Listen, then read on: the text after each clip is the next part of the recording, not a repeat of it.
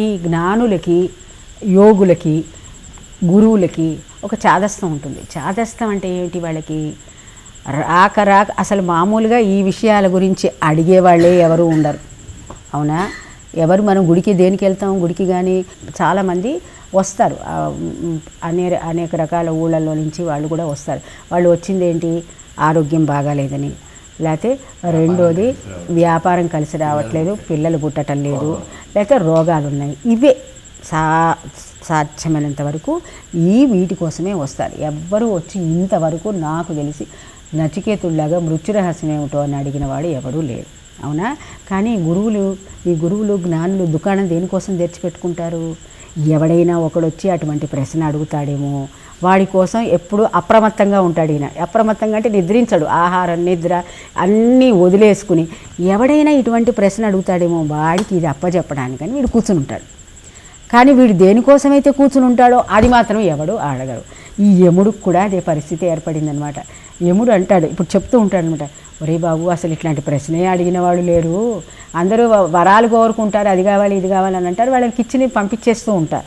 ఇది ఎక్కడ నువ్వు ఈ ప్రశ్న అడుగుతున్నావు, నన్ను మధ్యలో ఇరుకుని పెడుతున్నావు అని ఏమిటి చాదస్తంగా దాని యొక్క విశేషాలు అడిగే, ఎటువంటి శిష్యుడు కావాలి, ఎటువంటి గురువు ఉండాలి, ఆ శిష్యుడికి ఎటువంటి లక్షణాలు ఉండాలి మొదలైన విషయాలన్నీ కూడా మనకి కొద్దిగా ఏమిటి యముడు డైరెక్ట్గా సమాధానం చెప్పకుండా ఇవన్నీ చెప్తున్నాడు ఏమిటి అని మనకు అనిపించేటట్టుగా ఉంటుంది. ఈ కథ అంతా నడుస్తుందన్నమాట. సో ఇప్పుడు ఎలా గురువులు కూడా దగ్గరకు ఇప్పుడు అసలు ఇప్పుడు వాళ్ళ పొద్దున ఒకళ్ళు వచ్చారు, ఏదో గురువుని దర్శనం చేసుకుని వెళ్తానని వచ్చారు. అంటే ఈ సందర్భం కాబట్టి చెప్తున్నా. వచ్చినప్పుడు రాగానే సరే ఏదో మా ఊరికి నమస్కారం పెట్టుకుని వాళ్ళు టైం కూడా గురువుకి మనం ఎక్కువ టైం కేటాయించాం, ఒక 5 నిమిషాలు 10 నిమిషాలు అక్కడ కూర్చుని టక్కుని పారిపోవడానికి ప్రయత్నం చేస్తూ ఉంటాం. సో అట్లాగే వాళ్ళు వచ్చారు. వచ్చిన తర్వాత సరే మేము ఊరుకోలే, ఏదో కొత్తగా పెళ్ళయిందని చూడటానికి వాళ్ళు వచ్చారు. వచ్చితే అక్కడితో ఆగలేదు. మేము ఆగక సరే ఏ ఊళ్ళో ఉంటారంటే ఏదో గజ్వేల్లో ఉంటామన్నారు. గజ్వేల్లో ఉంటారా, అయితే మీ దగ్గర ఒక యోగా క్యాంపు పెట్టండి, లేదా మీరు మీ ఊళ్ళో వాళ్ళంతా ఇక్కడికి రండి. ఇట్లా ఓ అరగంట సేపు వాళ్ళని మేము వాయించామన్నమాట. అంటే ఈ ఆధ్యాత్మిక ప్రతి మనిషిని కూడా ఇటువైపు ఎందుకంటే ఈ మార్గంలోకి ఎవడు ఇటు తిరుగుతాడా, ఇదే మాకు ఒక విధమైనటువంటి తపన ఉంటుందన్నమాట. ఆ విధంగా అట్లాగే వాళ్ళని ఒక అరగంట సేపు కూర్చోబెడితే వాళ్ళు పాపం అటు ఇటు కదులుతున్నారు, వెళ్ళిపోవడానికి ప్రయత్నం చేస్తున్నారు. కానీ మేము పట్టుకుని ఆ విశేషం చెప్పడానికి ప్రయత్నం చేస్తూ ఉంటాం అనమాట. సో అట్లాగే ఆశ్రమంలో కూడా అందరూ పారిపోవడానికి ప్రయత్నం చేస్తున్నారు. వాళ్ళని ఎట్లాగొట్లా ఉంచి ఈ మంచి మార్గం వైపు తరలించాలనేటువంటి ఒక దాన్ని ఏమంటారంటే ఒక విధమైనటువంటి చాదస్తం అనే అనాలి, అంతకంటే ఇంకేం లేదు. ఇక్కడ యముడికి కూడా అదే చాదస్తం ఉంది.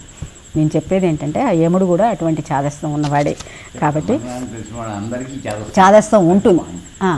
ఎదుటి వాడిని ఎట్లా అయినా సరే ఈ మార్గంలోకి తిప్పాలి అనేటటువంటి ఒక విధమైనటువంటి పట్టుదలతో వీళ్ళు ప్రయత్నం చేస్తారు. సరే, ఇక రెండోది ఇప్పుడు ఈ యముడు ఏమంటారు, ఇంకా యముడు మాట్లాడుతున్నాడు అనమాట. ఈ మంత్రం ఇది చెప్పచ్చు. అన్యశ్రేయో అన్యదుత్తైవ ప్రేయః తే ఉభే నానార్థే పురుషం సినీతః తయోః శ్రేయ ఆదదానస్య సాధు భవతి హీయతే అర్ధాధ్య ఉప్రేయో వృణీతే. ఇక్కడ యముడు చెప్తున్నాడు ఏమని, నేను మళ్ళీ ప్రతిపదార్థం తాత్పర్యం చూద్దాం. శ్రేయస్కరమైనది వేరు, సుఖకరమైనది వేరు.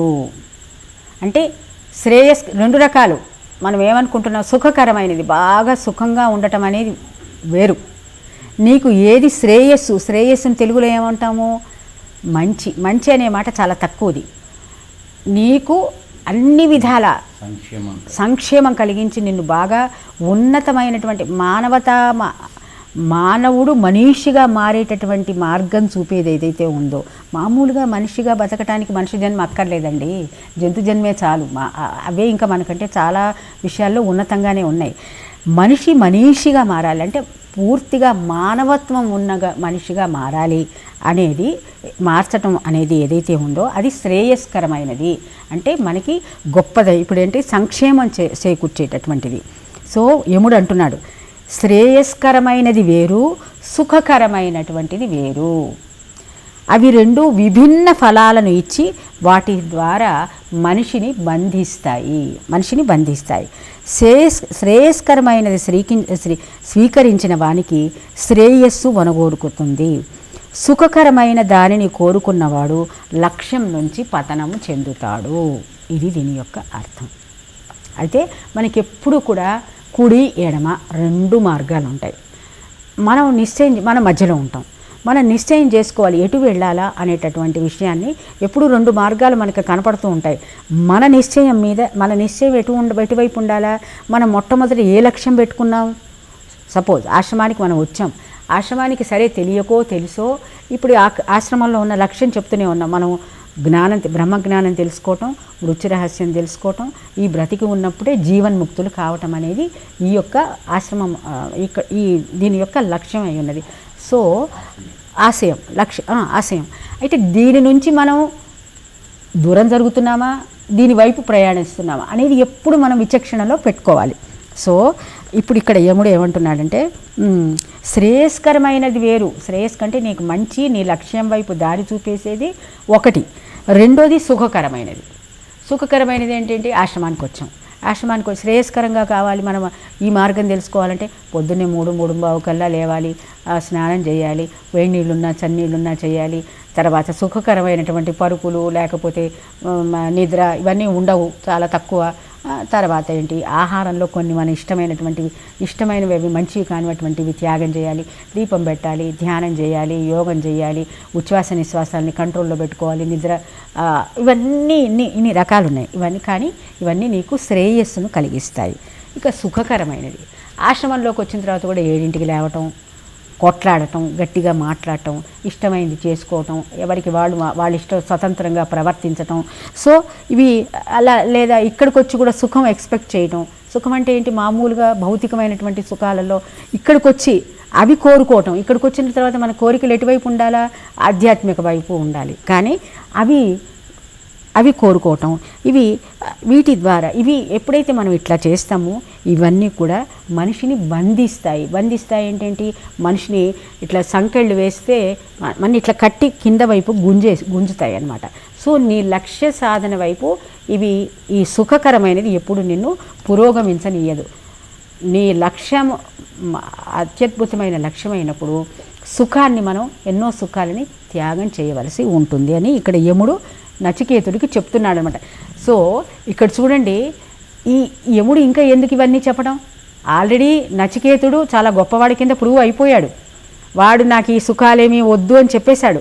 రథాలు, రాజ్యాలు ఇవేమని వద్దని చెప్పినా కానీ మళ్ళీ ఈ మాట ఎందుకు చెప్తున్నాడు ఆయన? ఎందుకు అది చెప్పాల్సిన అవసరం ఏంటి? ఇదే చాదస్తం అంటారు. చాదస్తం అంటే ఏంటి అంటే, మనకి చాదస్తంగా కనపడుతుంది. ఇంకా నీ లోపల ఏదైనా ఆశ ఉంటుందా, అటువైపు వెళ్ళటానికి నీకు ఆశ ఉన్నదా, ఓకే పోవయ్యా అని చెప్పడానికి. యముడు ఎందుకు చెప్తున్నాడంటే ఇవన్నీ కూడా చూడు, ఇటు వెళ్తేనేమో నీకు ఆ సుఖాలు ఏం దక్కవు, ఇక్కడ ఉంటే నువ్వు నిద్రాహారాలు కూడా మానుకుని దీనికోసం పరిశ్రమించాల్సి ఉంటుంది. కాబట్టి నువ్వు జాగ్రత్తగా నీ నిర్ణయాన్ని పరీక్షించడానికి ఈ విషయాలు చెప్తున్నాడు. ఇవన్నీ నచికేతుడికి అన్నీ తెలుసు, కానీ యమధర్మరాజు మళ్ళీ రిపీట్ చేస్తున్నాడు.